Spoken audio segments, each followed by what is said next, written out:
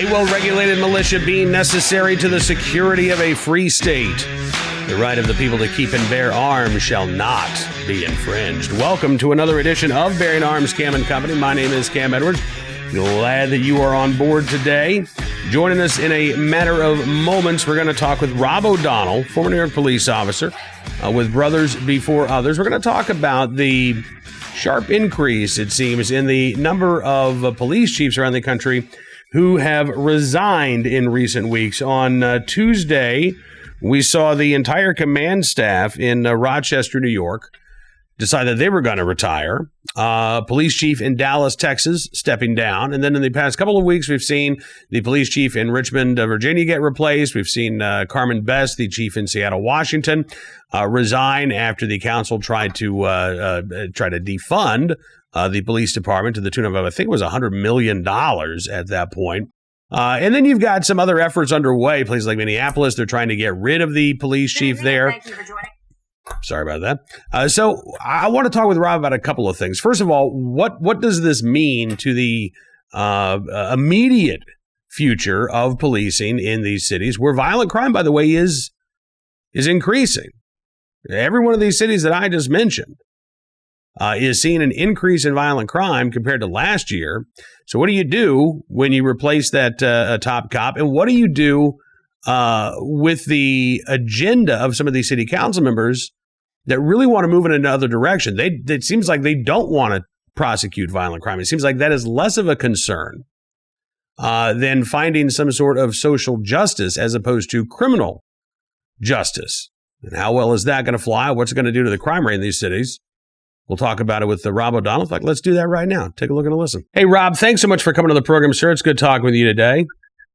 Thanks for having me, Cam. Absolutely. Listen, I mean, it seemed like yesterday was almost a mini purge of police chiefs. We had the entire command staff in Rochester announce their resignations, the police chief in Dallas, Texas, stepping down. And as I pointed out at the beginning of the show, I mean, this also follows, I think, the replacement of the police chief in Richmond, Virginia over the past couple of weeks, resignation of the police chief in Seattle. And I'm probably forgetting a few. But this seems to be a real trend here now. Major cities losing their chiefs. In large part, it seems like because of the anti-police mentality, the anti-police actions of the mayors and city councils around the country. Yeah, one that I know of that you missed was the Anne Arundel County in Maryland chief left his position 2 weeks ago, basically saying he can no longer keep his mouth shut as police chief. And he can't say what needs to be said while he's still a police chief. So he also resigned just 2 weeks ago, and that's the Annapolis capital area. So this should be terrifying the public. It's because what you have is chiefs, the chief executive law enforcement officer of these departments, making a cognitive decision that things aren't going to change in their foreseeable future for their lifespan as an executive.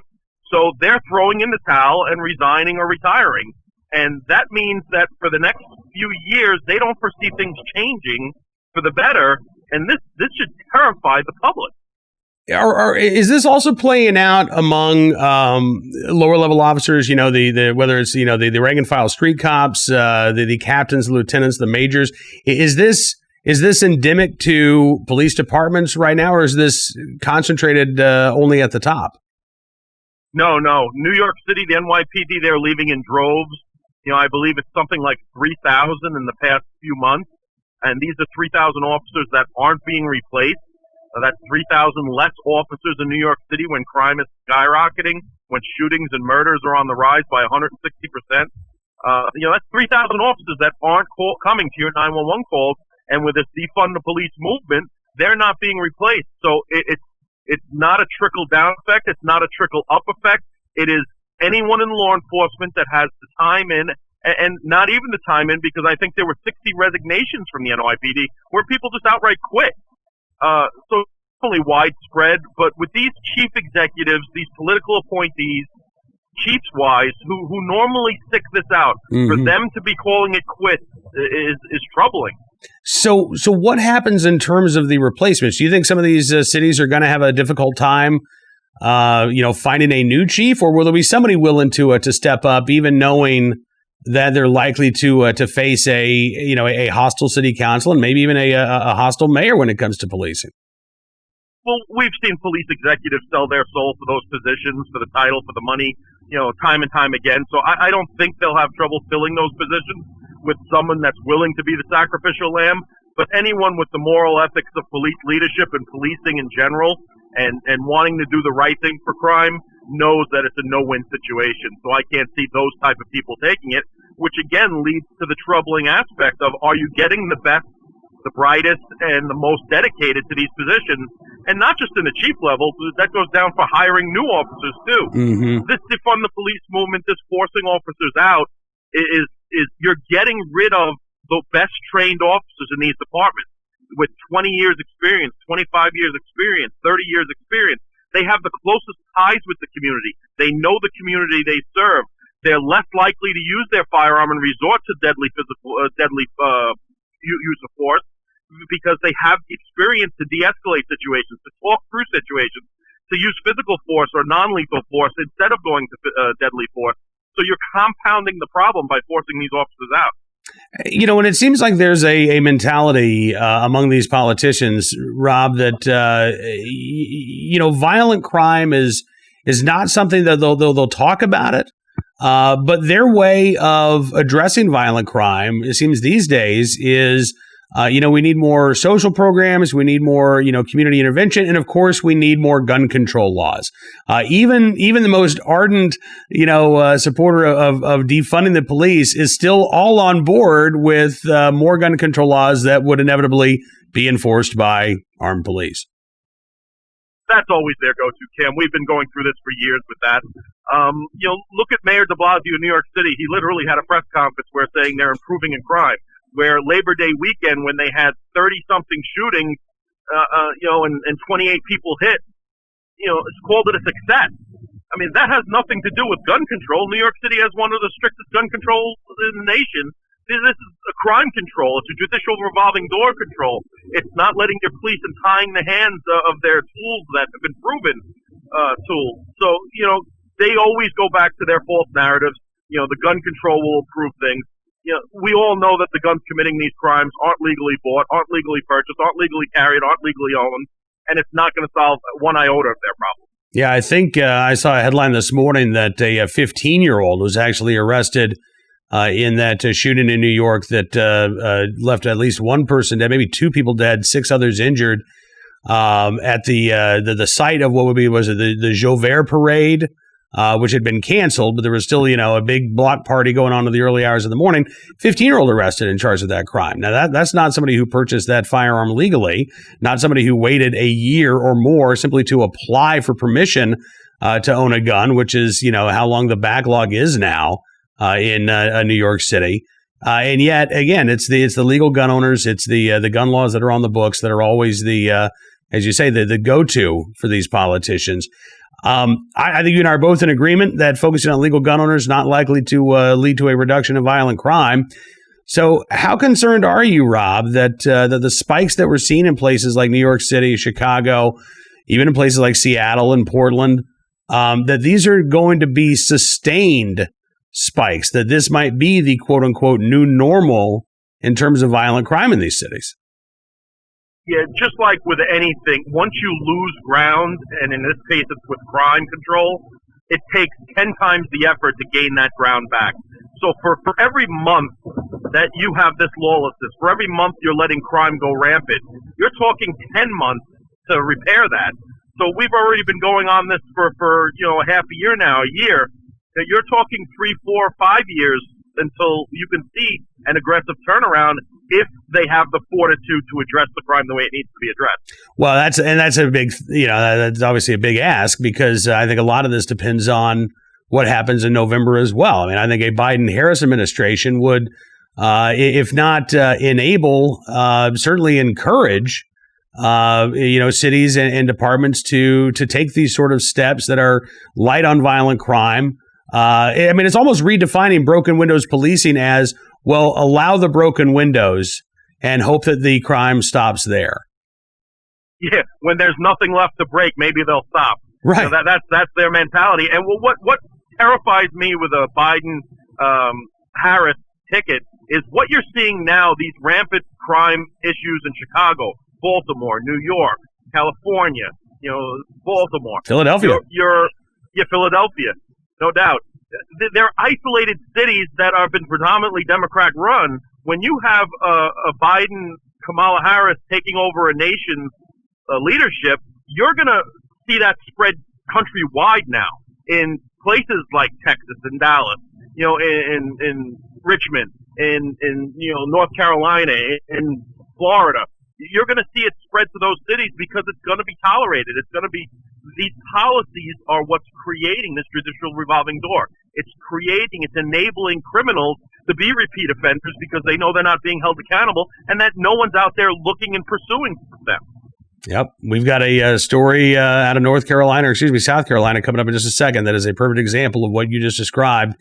Rob, listen, man, I appreciate you coming on the program. It's always good talking with you. Thank you so much for your time today, and I hope we get a chance to catch up again very soon. Thank you for having me, Cam, and never forget what this week represents as far as 9/11, and let's try and get back to, as a nation, what we did on 9/12. Amen to that. Rob O'Donnell with us here on Bearing Arms, Cam and Company. Appreciate Rob joining us on the program. Let's get to our good deed of the day, our armed citizen story, and our recidivist report, which today comes from North Carolina. This is the suspect in our recidivist report. AntiPolice Lamar Rogers, arrested on Tuesday, charged with shooting and killing his wife while she sat in a car. Investigators say he got into a verbal altercation with his wife, Antoinaza Rogers, after she returned home about 4 a.m. Tuesday morning. They say that Rogers ended up shooting his wife as she sat there in her car. According to prosecutors, the South Carolina Department of Probation and Parole confirmed on Tuesday that AntiPolice Rogers was on shock parole at the time of the killing on Tuesday. He was granted parole on June 7th, 2018. Back in 2017, Rogers pleaded guilty to first-degree assault and battery in connection with a drive-by shooting in Lawrence, South Carolina, in which a car was struck by gunfire. He was sentenced to 6 years in prison just 3 years ago, but again was granted shock probation or shock parole as part of the Youthful Offender Act. Should have been behind bars, instead out on the street. Antoinaza Rogers' mother is now calling for her son-in-law to be kept behind bars permanently. She said, quote, "He took my one and only child away from me. He took the mother of his child away from him. He had every opportunity to leave my daughter and let her be, but he chose to take my daughter's life. So I don't think he needs no life out on the streets, period."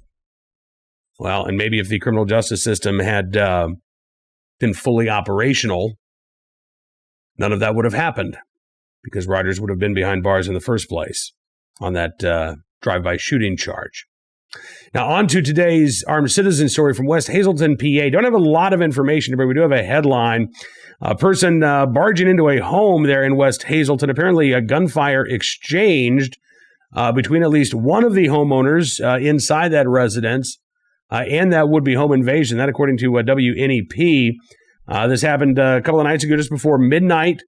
Police believe that the person who broke into the home was shot. They did flee the area, though, and so far, no arrests have been made. Officials say the investigation is ongoing. No threat to the public. And right now, again, this appears to be a case of self-defense. Finally, our good deed of the day. Also an update for you on an armed citizen story we talked about. I believe this was last week. Pizza delivery driver in Lafayette, Louisiana, Joshua Ungersma, who was shot and killed after he defended himself in an armed robbery. He was delivering pizza. This was his second job, by the way, trying to earn money for his family.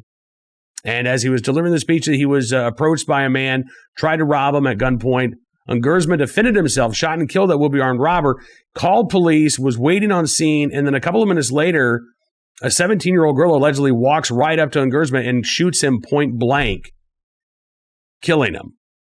Now Domino's, the Domino's where he worked, is stepping up, and they are trying to raise some money for Ungersma's family, donating 75% of every order to Nguersma's widow, Jenny. The promotion runs throughout the week. Jeff Stinken, who is one of the owners of the Domino's franchise, says he was a family man. He had a 6-month-old. He had a stepson. He took 2 jobs to support them. And he said, this was our idea. He said, we discussed doing something, whether it was just donating to the family or doing a promotion like this. He was just loved here. I'm glad to see that Domino's stepping up to help the family. And last report, by the way, 17-year-old Jalen Billups has been charged with 1 count of murder, 2 counts of murder while in the commission of a felony, also 2 counts of armed robbery, 1 count of theft, 1 count of pointing a firearm, and 1 count of carrying a handgun without a license. Nguersma's full-time employer, by the way, at Payless Supermarket there in Lafayette, Louisiana, also stepping up to help the family. Nguersma was a butcher there at the grocery store for the past 13 years, and the manager of that grocery store, Meredith Dongler, said, we've been taking donations. So far, the employees have donated $900 to the family, and customers can also make a donation at the customer service desk. I believe that there is a GoFundMe set up as well. I will try to find that in case you would like to donate to the Nguersma family. But again, in the right place, at the right time, willing and able to do the right thing to help out the family of this armed citizen who tragically lost his life while defending himself in an armed robbery. The folks there at the Domino's in Lafayette, Louisiana, and the Payless there in Lafayette, and all those who've donated to the Nguersma family, we thank you for your very good deed. That is going to do it for this edition of Bearing Arms Cam & Company. I want to thank you for being a part of the program today.